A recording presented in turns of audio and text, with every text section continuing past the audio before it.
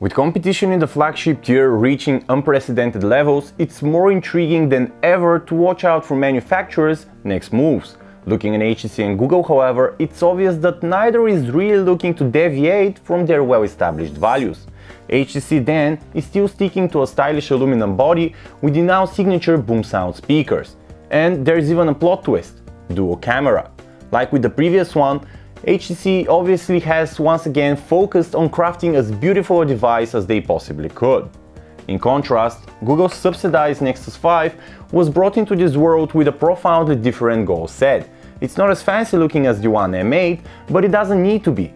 Instead, the affordable flagship is hell-bent on squeezing out the most out of your buck, all the while providing unmistakably high-end experience. Such obvious price disparity, however, begs the question: does HTC top shelfer really offer enough of an edge to dissuade buyers from picking the far more affordable Nexus 5? This is Chris with PhoneArena, let's find out. It's quite advantageous for HTC that we get to start off with design. There's no fight here, the One M8 is hands down the more stylish choice between the two. Simply put, the design-centric approach along with the craftsmanship that went into the aluminum unibody of the One M8 is uncontested by essentially nobody. The curved aluminum body, the boom sound front-facing speakers, the sturdy buttons on the sides of the HTC, all of those add up to one seriously compelling and fairly ergonomic phone. In contrast, the Nexus 5's outlines are far more conservative.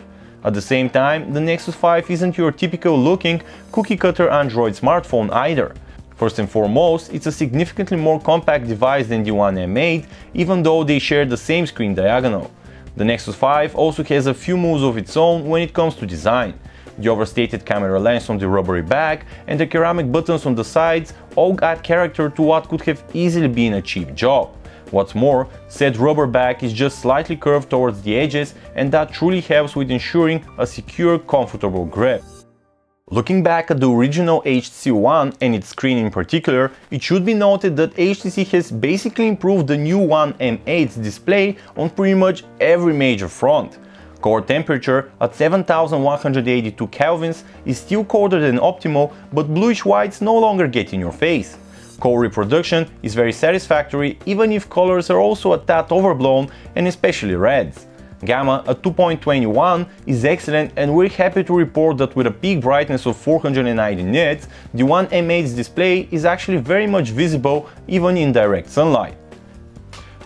Despite the good work HTC has done, however, the Nexus 5 is standing its ground. With a core temperature of 6786 kelvins, the Nexus 5 is still on the cold side, though it is noticeably closer to the optimal value of 6500 kelvins. Core reproduction is more conservative and correct, though it should be noted that the reds are actually understated and lack the required saturation. The rest of the color spectrum, however, is very much on target. Moving on, Gamma at 2.05 isn't excellent, but that fortunately doesn't result in blacks being washed out. Lastly, the Nexus 5's peak brightness of 485 nits provides just as capable outdoors viewing experience. We talked at length about design already, but it's also an inseparable part of software. Much alike to the hardware, however, software design and functionality was apparently guided by two contrasting principles employed by HTC and Google, and those two philosophies rarely happen to be on the same page. Taiwanese HTC, like any self-respecting manufacturer these days, has taken onto the task of seriously customizing the Android 4.4 KitKat user experience, and the result is Sense 6 UI. The latest iteration of the company's custom interface has quite a few things to be proud of. It's lightweight, or at least looks and feels that way, and while extensive and wide-reaching, it doesn't get in your way. Personalizing your One M8 is a semi-automatic process, with the news and social media aggregator, BlinkFeed, providing the day's gist, while you can also mess around and experiment with the different color-coded themes that HTC has prepared. There's also a bigger emphasis on ease of use in Sense 6, with double tap to wake and a number of gesture shortcuts now a solid part of the software. In essence, HTC has stricken an enviable balance between adding functionality and freshening up the looks of Android while keeping things simple and running smoothly. On the other hand, we have Nexus 5 with its vanilla-looking Android. This is the operating system as its creator has always intended it. It's bare and simplistic in comparison, but that's not at all a derogative. Sure, personalization of any kind boils down to what apps can do, but that inherent simplicity being first to receive Android updates is what has many sold on a Nexus device in the first place. Powering both the HTC One M8 and the Google Nexus 5 are two seriously high-end processors that pretty much render any concerns about performance moot. Packing a newer, slightly more capable Snapdragon 801 system on chip by Qualcomm, the HTC One M8 has a slight edge over the Nexus 5 with its relatively older Snapdragon 800, at least on paper. In reality, however, both devices offer quite the performance punch, and there's virtually no scenario that will see either of those handsets slow down to catch a breath. You'll be really hard-pressed to tell the two apart. In terms of the RAM modules on board, both devices offer the same deal. 2 GB of DDR3 memory. The One M8, however, has the advantage over the Nexus 5 when it comes to internal storage, as it offers expansion of up to 128 GB more through the addition of the coveted microSD card slot.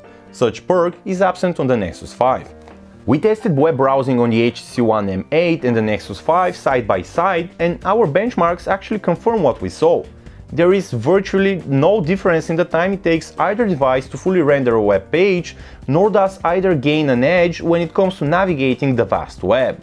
We also have a tie on the connectivity front. Both smartphones come packing 4G LTE capabilities, NFC, Bluetooth 4.0 and GPS. The only difference really is that the One M8 comes with an infrared blaster for control over home electronics, while the Nexus 5 does not. If you thought that the 4-megapixel ultra-pixel camera on last year's HTC One was just a short-lived experiment, you're wrong.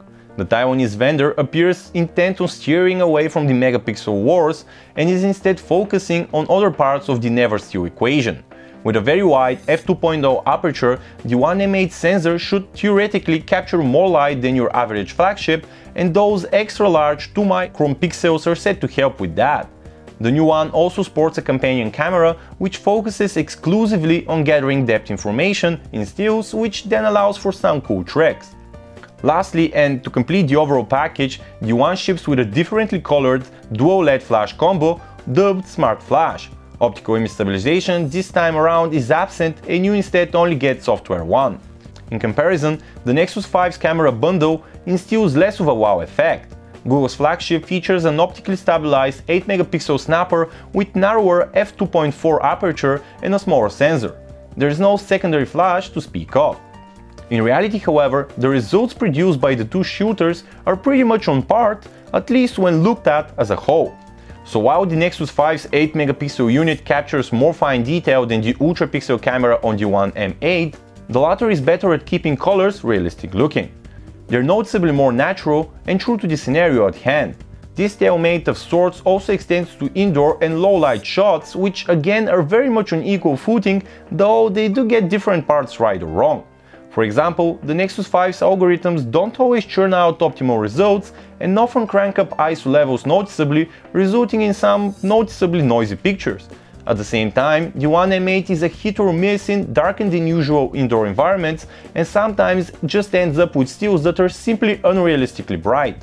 And by the way, neither of the two is overly fond of using its flash unless absolutely crucial. An area in which the two can be clearly told apart, however, is the feature set of both cameras.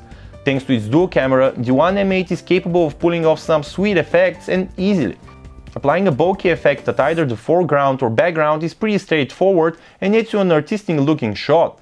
We also found the One M8's parallax-inducing Dimension Plus effect to work well.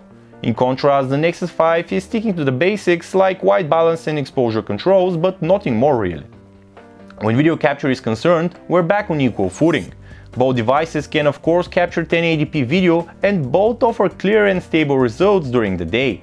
At night, however, there's a palpable drop in quality with both devices, with visible digital noise and even some noticeable blur making an ugly appearance. With wonderfully detailed 5-inch 1080p displays, there's little to no cause for complaint when it comes to watching video on either of our contestants. Playback is smooth, though both offer little in terms of extra features with their built-in video players. The same goes for both phones' respective gallery apps, which really focus on executing the essentials well. That said, HTC Skin once again proves to be the more visually attractive of the two, and we think few would contest that notion. But where the two really proved to be on entirely different levels was audio reproduction. The boom sound front-facing stereo speakers on the HTC One simply blow the speaker on the Nexus 5 out of the water, and any other smartphones for that matter. Those are seriously loud, and cranking the volume to the max comes at a no considerable cost to sound fidelity. Moreover, the placement of the two boom sound speakers on the top and the bottom gives you an actual stereo effect. When it came to testing out call quality, a still essential feature of your smartphone, we were fairly sure we'll be giving another one to the One M8. Last year's HTC One M7 proved very capable in this regard, and the M8 is equally potent. You hear your contacts loud and clear without any severe twists in voice tonality, and your end of the line will also offer no complaint.